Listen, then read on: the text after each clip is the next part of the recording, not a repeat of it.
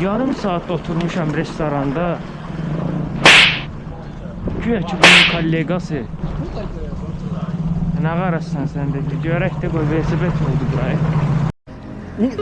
Çıktı. O terörist be. Oyda canavar da. Yarım saat oturmuşam ben restoranda. Deməli pizza pişirir pizzaları. En azından bir kollegasına xəbər belə vermir ki, pizzalar hazırdır. Yazıq yarım saatte oturup burada. Bu kuryerə denən gəlib götürsün pizzalarını. Nə hörmət qalır. Estağfurullah, estağfurullah. Söyüş söyməyəcəm, pis söz danışmayacağım, pis yox. Pis sözlər yoxdur, bəli.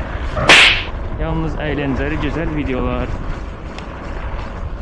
Ama insanın səbrini tükədirlər. Sabrımızın ayarıyla oynuyorlar Sabri abi. Vallahi səbrini tükədirlər insanın.